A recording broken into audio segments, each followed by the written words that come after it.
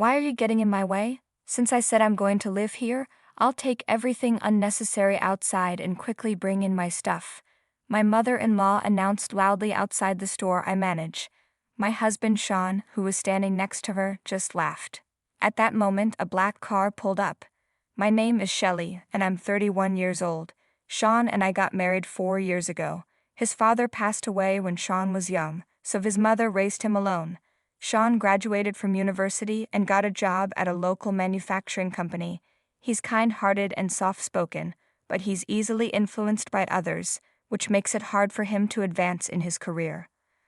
I also graduated from university and initially worked at a cosmetics company, but I never gave up on my dream of becoming an esthetician. While working, I attended beauty school at night and trained at a top esthetician shop. I pursued this dream because I was always self-conscious about the shape of my face. I had received hurtful comments about it since I was young. However, in high school, while walking with friends, I got a free trial coupon for an aesthetic treatment and decided to try it that day. The shop was white and clean, with a comforting scent, and a very beautiful esthetician took care of me. I was immediately drawn to the charm of the place. She listened to my concerns and gave me a genuine treatment, even though it was free. I'll never forget the surprise I felt when I looked in the mirror afterward. She said, "It's our job to solve problems and bring out people's confidence." Her words moved me, and I felt tears well up. This experience made me want to help others, leading me to choose this profession. Sean and I met through a friend's introduction, and after several dates we grew closer and got married after about 2 years of dating. Sean is gentle but not very assertive, which balanced well with my strong personality, at least until his mother came into the picture. When we talked about getting married, his mother repeatedly asked us to live with her at her home in the suburbs, which was inconvenient for commuting. We managed to convince her otherwise and started our married life alone. Then a year ago, I quit my job and opened my own aesthetic salon, a dream I had for many years. Although I used to juggle part-time jobs, starting my own business made me much busier than before, leading to more frequent disagreements in the life Sean and I shared. Still, we made efforts to maintain our bond as a couple by having breakfast together and letting each other know when we would be home. One evening, as I returned home late, Sean, who would usually be asleep by then, was waiting for me with a serious expression. "Shelley, there's something my mother told me," he began.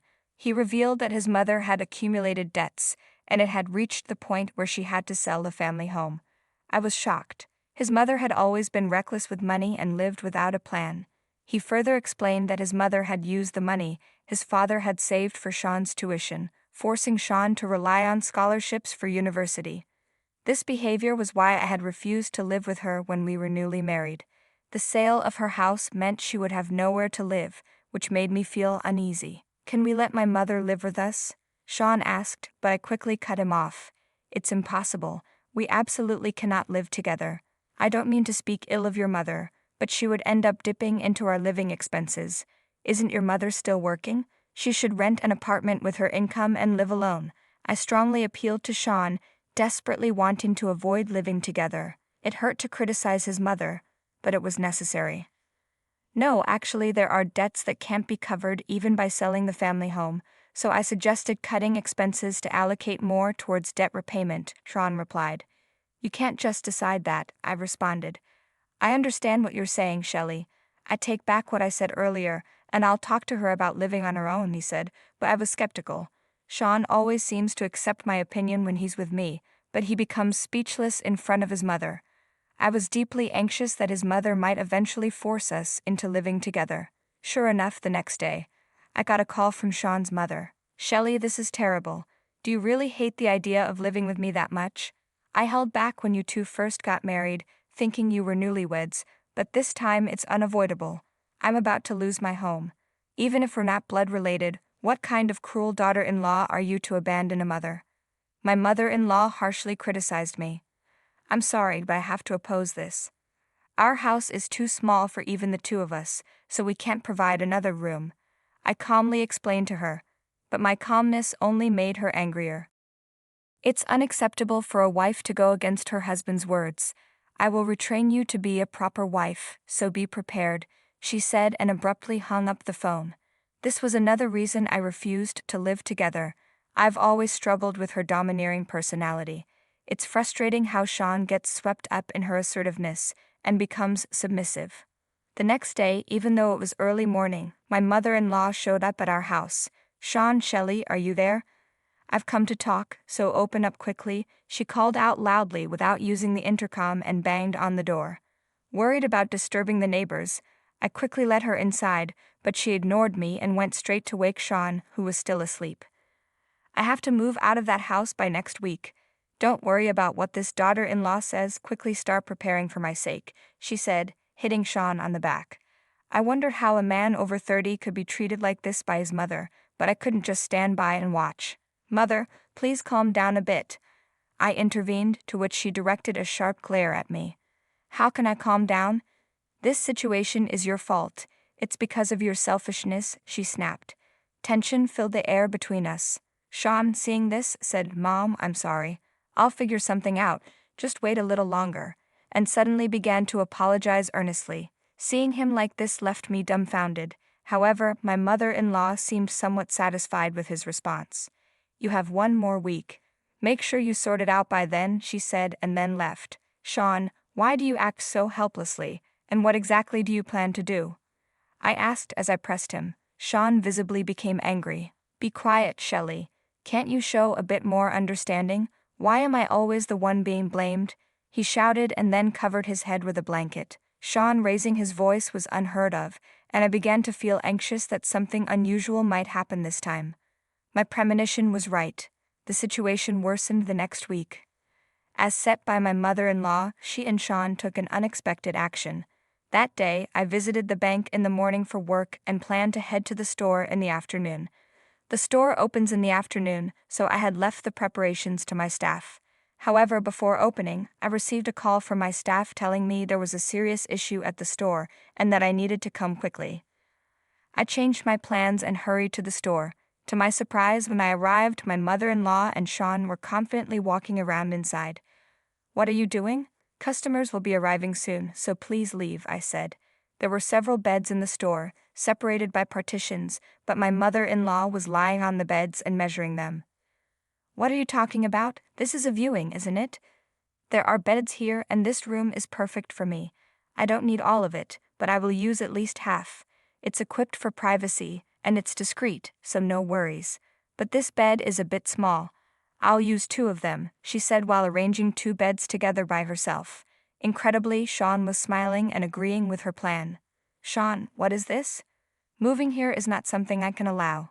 If this is a joke, stop it right now," I appealed, but I was confused by the unexpected actions of my mother-in-law and Sean. If it becomes public that someone is actually living in the esthetician store, it could damage its reputation. My store has been highly rated for its emphasis on hygiene, and many customers have supported us because of this. However, I couldn't let their selfish actions ruin the store's reputation. "Please stop this and leave. We're about to open, and we have many reservations. If you stay here, I'll call the police," I shouted. Hearing the word police, my mother-in-law and Sean looked a bit worried. "Let's leave it for today, but I'm definitely planning to live here," she said as she left with Sean. I apologized to my staff and quickly tidied up the store.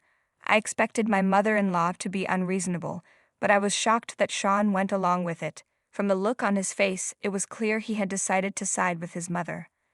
That night, Sean didn't come home. I wondered if he was avoiding me or if he just didn't care anymore. Still, I needed to make sure something like this didn't happen again, so I called Sean. "Hello, Sean?" "Ah, hello." Sean sounded reluctant to talk. "Please tell me your mother's actions today were a joke. If she starts living in the store, it will be ruined instantly. You know this store depends on customer trust. If your mother tries anything strange again, you must stop her. Do you understand?" Sean didn't respond and hung up. Seeing his reaction, I realized something. Sean couldn't resist his mother's constant pressure and had chosen to stand by her. It seemed easier for him to give in to his mother than to stand up for us. But this meant my store was in real danger. I was deeply troubled. How could I protect the store I love? I spent the night worrying, and before I knew it, it was morning. The next day was a day off for my salon, but I had a bad feeling, so I went to the store. While I was cleaning, a large truck suddenly stopped in front of the store. I rushed outside to see movers starting to unload furniture and prepare to bring it inside.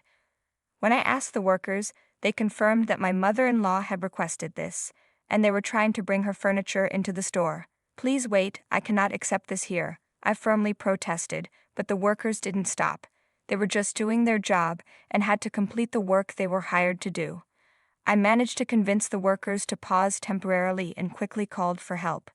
The workers were confused by the interruption and seemed to be contacting my mother-in-law. It looked like she and Sean would be arriving soon. Eventually, my mother-in-law and Sean showed up. "Why are you getting in my way? Since I said I'm going to live here, I'll take everything unnecessary outside and quickly bring in my stuff," my mother-in-law ordered. "That's right, Mom is going to live here starting today," Sean added with a chuckle. Even though they were confused, the workers began following her orders to move things outside. "Stop doing as you please," I shouted.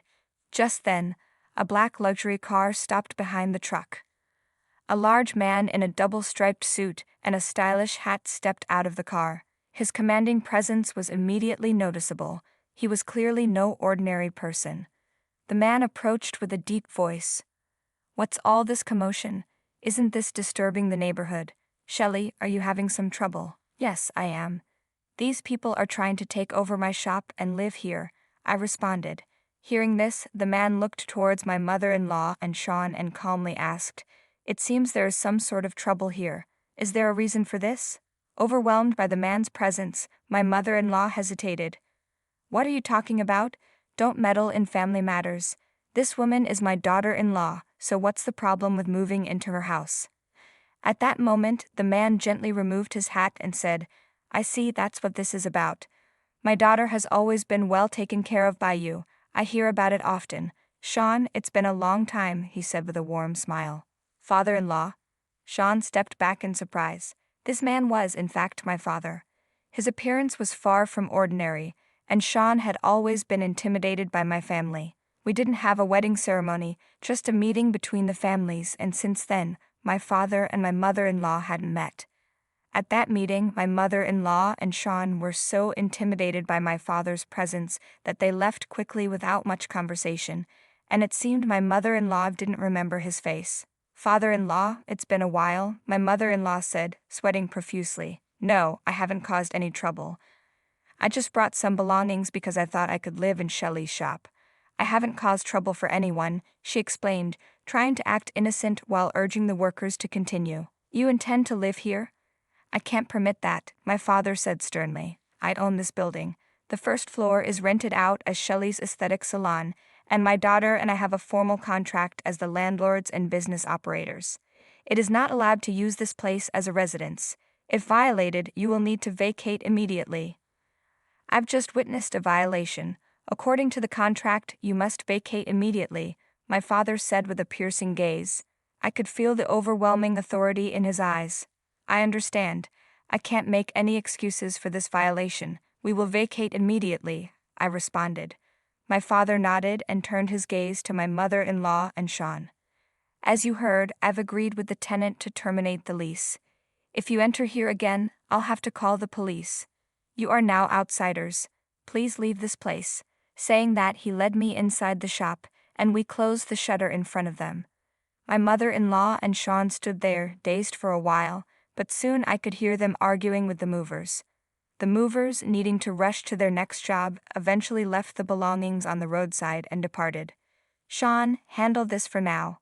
Bring it to our apartment," my mother-in-law instructed. Sean, following her orders, quickly arranged a rental car and began transporting the belongings. Watching through a gap in the shutter, I said, "It turned out just as expected. They're heading to our apartment." "I'm glad I acted promptly. Thank you, Dad." My father's stern demeanor softened, and he smiled. Maybe I went a bit too far. Despite his intimidating appearance, my father is actually a very kind person. He dresses this way because he loves gangster films, but he's usually just a friendly local real estate agent. They're sure to be surprised when they arrive at the apartment. We chuckled quietly to ourselves. In reality, all the furniture and household items from the apartment had already been removed, leaving only Sean's personal belongings behind. After a while, my mother-in-law called, clearly distressed. What happened? The room is empty. Where is the furniture? Her voice was agitated and angry. I responded calmly, I have terminated the apartment lease. I was the leaseholder and I made the payments, so it was within my rights to cancel it. The apartment is owned by my father, and we plan to dispose of any remaining belongings as abandoned property and change the locks soon. If you don't collect the personal items quickly, you'll have to meet my father again. Her voice trembled upon hearing my father's name. So, where have you moved to? Let us come there. Won't you let us stay with you? I answered with a snort, I've just decided to divorce Sean, and we will not live together anymore. I recently told Sean that if you interfere with my shop, I would seek a divorce. He agreed, and I've kept his response as evidence. Due to the influence of you and Sean, I can no longer continue my aesthetic business in this building. Therefore, based on the agreement with Sean, I am proceeding with a divorce. As for the furniture, it belonged to me before our marriage, and it is only natural that I take it all. Upon hearing this, my mother-in-law began yelling at Sean, who was next to her. How can you so easily agree to such a serious decision as divorce? The situation obviously required proper handling. I could hear Sean exclaim in surprise. You shouldn't prolong this issue. Look for a new place to live instead, I told them before ending the call. Afterward, my mother-in-law and Sean struggled to find a new home and eventually had to rent a house from distant relatives. Sean's commute became difficult, and he quit his job to work part-time at a rural deli while scrambling to pay off his mother's debts. Meanwhile, I was able to move into a property owned by my father immediately.